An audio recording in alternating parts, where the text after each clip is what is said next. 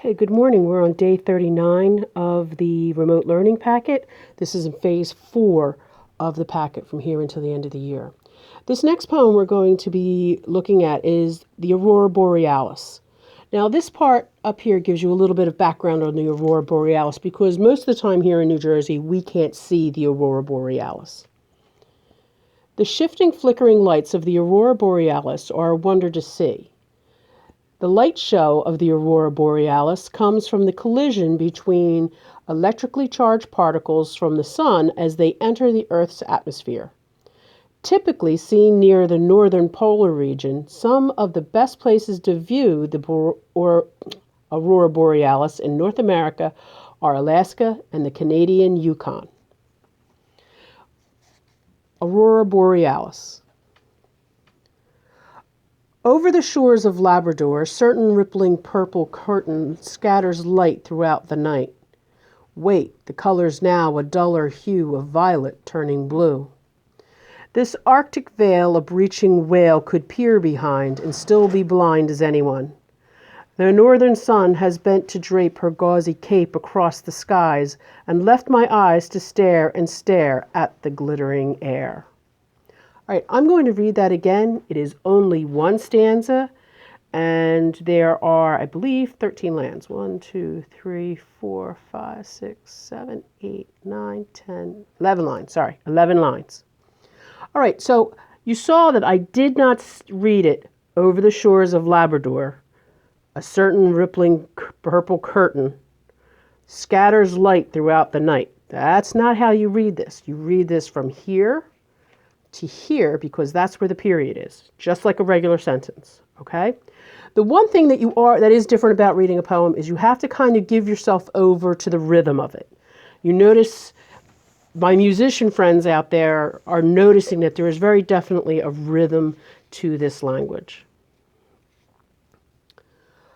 Aurora Borealis.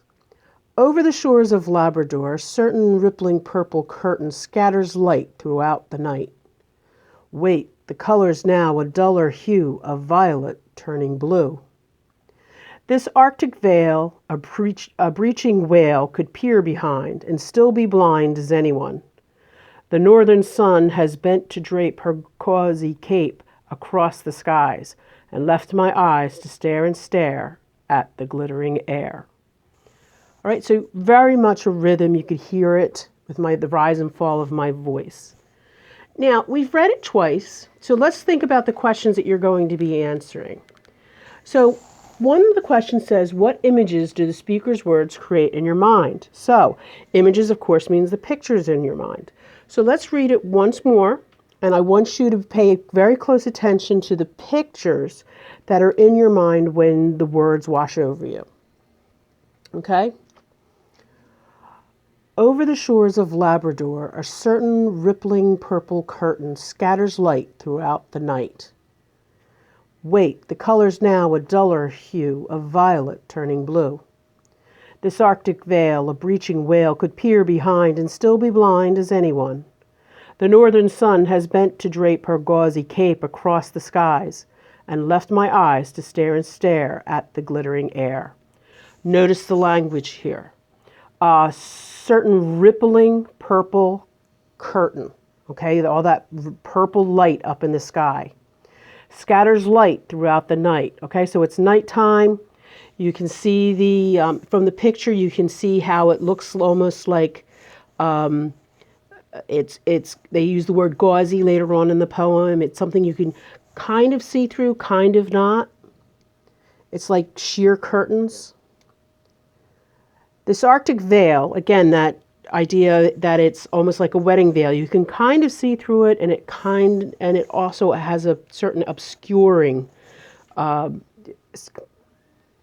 characteristic to it. It softens everything.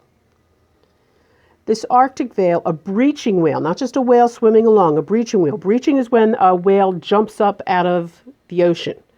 So the picture, a breaching whale could peer behind and still be blind as anyone. The northern sun has bent to drape her gauzy cape. Now get that into your mind. Gauze is like that stuff that they make bandages out of, or cheesecloth, or lacy curtains. That's what they mean by gauzy. And left my eyes to stare and stare at the glittering air, not just at the cold air or the shimmery air. They've already used scattered light up here. It's glittering air. So when you're reading the poem, notice how the poet is using very particular language. There's color. There is veils and gauzy and curtain. So think of a lace curtain of light with the purple and blue and all these other colors. A breaching whale, not just a whale swimming along in the ocean, a whale that's jumping up and using his power. The northern sun, because you can only really see the Aurora Borealis when you're very far north.